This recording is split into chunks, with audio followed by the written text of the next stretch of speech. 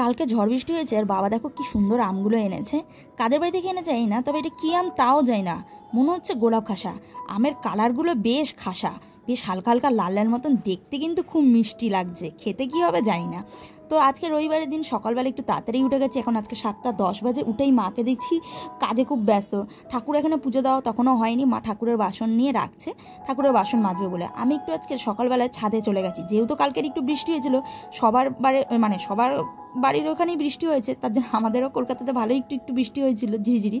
আর আজকে সকালবেলা উঠেই ছাদে গেছি। আমার মনটা একটু খারাপ, চুল আসছে, কত চুল পড়েছে, যার জন্য তোমাদেরও দেখাচ্ছি।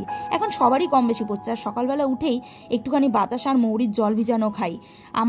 আমিও একটু খাই আর মাও খায়, কারণ এই গরমের সময়টা না খুব শরীর গরম হয়ে যায়। তোমরাও খেও, শরীরটা ভালো লাগবে। সকালে কিছু খাওয়ার আগে ওই মৌরি আর বাতাসার জলটা একটু খেলে ভালোই লাগে। তো বাবার এখানে পুজো দেওয়া হয়ে গেছে। আর সকালবেলা মা আজকে টিফিনে দিয়েছে, রুটি কিনে এনেছে আজকের, ছোট রুটি, তো সেটাকেই মা মাখন দিয়ে লাগিয়ে দিচ্ছে। মা একটা লাগিয়ে দিচ্ছে, এখানে আমিই লাগাচ্ছিলাম, মা ভিডিও করে দিয়েছিল। আমি এখানে মাখন দিয়ে রুটিটা লাগিয়েছি, কারণ মাখন দিয়ে রুটি খেতে মোটামুটি খারাপ লাগে না, আমার বেশ ভালোই লাগে, যদিও খাওয়া আমার বারণ আছে একটু তাও। আর আজকে দুপুরবেলা মা রান্না করেছে মাংস। এখানে তেলের মধ্যে মা আলুটা দিয়ে দিয়েছে। খুব সহজ পদ্ধতি, খুব তাড়াতাড়ি। মায়ের মাংসটা তৈরি করতে খুব সম্ভবত 30 মিনিট লেগেছে, এর বেশি নয়। খাসির মাংস রান্না করতে যে এত শর্টে হয় আমি আগে কখনো দেখিনি। আলুটা ভাজা হয়ে গেল, ভেজেই তুলে নিয়েছে। তারপর একটু গরম তেলে তেজপাতা আর এখানে আদা রসুন ঘষে রেখেছিলো, সেটা দিয়ে দিল। এবারে কাঁচা মাংস আর কেটে রাখা পেঁয়াজ, দুটো বড় বড় পেঁয়াজ আর কাঁচা লঙ্কা দিয়ে দিয়েছে। মাংসটার মধ্যে ভালো করে নাড়াচাড়া করে এবারে আস্তে আস্তে সব মশলা এক এক করে দিতে থাকবে। এইভাবে রান্না করে দেখো, খাসির মাংস খুব চটজলদি হয়ে যায়। পরিমাণ মতন হলুদ আর পরিমাণ মতন একটু নুন দিয়ে দিল।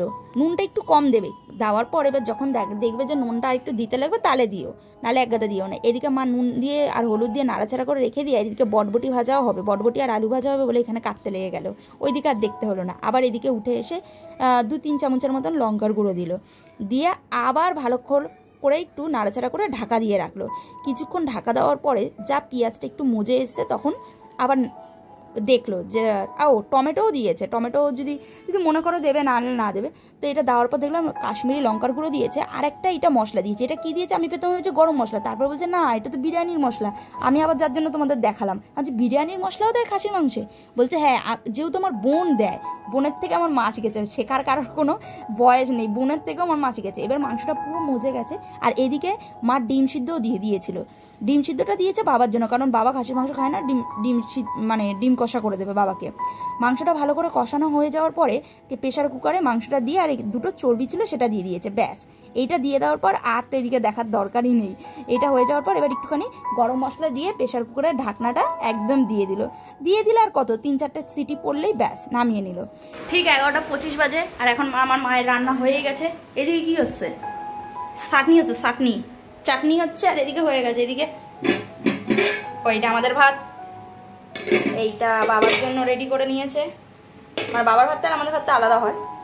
এইটা মাংস, বটবটি আলু ভাজা, আর এইটা হচ্ছে ডিম কষা, মুরগির ডিম কষা। আর এইটা কি, এটাও মাংস আছে মনে হচ্ছে, কিসের জন্য জানি না, যাই হোক। তো এটা মুরগির ডিমের কষা আছে। আমার বাবা খাসির মাংস অতটা ভালো খায় না, আমি একটু ভালো খাই, এটা ঠিকই মানতে হবে, আমি ভালো খাই, কিন্তু বাবা অতটা ভালো খায় না। আর ওর জন্য বলেছিল হাঁসের ডিম খাবে, কিন্তু হাঁসের ডিম আজকে ওর জন্য পাইনি। মা বাজারে, আসলে আজকে মা বাজারে যায়নি, যার জন্য হাঁসের ডিম বাজার না গেলে পাওয়া যায় না, ওর জন্য মুরগির ডিম কষা করেছে। আর বাইরেটা দেখো কি এরকম ওয়েদার না, আমার দারুণ লাগে গো, সত্যি বলছি। কাদের এরকম ভালো লাগে, আমার তো দারুণ লাগে। একটু বৃষ্টি হলে ঠিক আছে, কিন্তু হয়েছে গরম। দুপুরের খাওয়া দাওয়া নিয়ে বাবা বসে পড়েছে।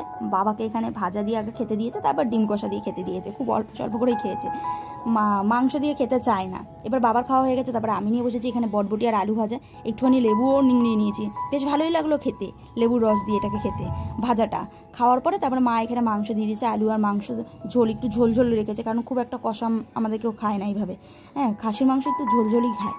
আর একটুখানি তোমার এইখানটা একটু আলুটা ভেঙে দিচ্ছি, এত নরম হয়েছে, আর মাংসটাও এতটা নরম হয়েছে, এখানে আলুটা ভাঙছে ঠস করে ভেঙে গেছে। আর মাংসটা একদম ভীষণ ভালো ছিল, সফট ছিল, ভেঙে গেছে। খাচ্ছি আর মাকে বলছে দারুণ রান্নাটা করেছো। আর বিরিয়ানি, বিশেষ করে বিরিয়ানির মশলাটা দাওতে অন্যরকম, কিন্তু কোনো রকম মনে হয়নি যে বিচ্ছিরি লাগছে বা কিছু।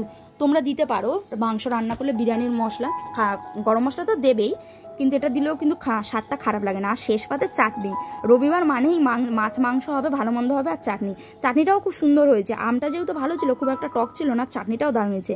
বিকালবেলা ঘুম থেকে উঠে দেখি কিনা বাবা মেজো পিসির বাড়ি থেকে চিলি চিকেন আর ফ্রাইড রাইস এনেছে, কারণ ওদের বাড়িতে আজকে ফ্রাইড রাইস আর চিলি চিকেন নাকি হয়েছে। আর এইটা আমার খুব ভালো লাগে, ফ্রাইড রাইসের থেকে বিশেষ করে চিলি চিকেন খেতে ভালো লাগে ঝিলির হাতে। বিশেষ করে আমি অনেকের কাছে খেয়েছি, কিন্তু ওর হাতের চিলি চিকেনটা বেস্ট। তো চলো আজকের মতন টাটা।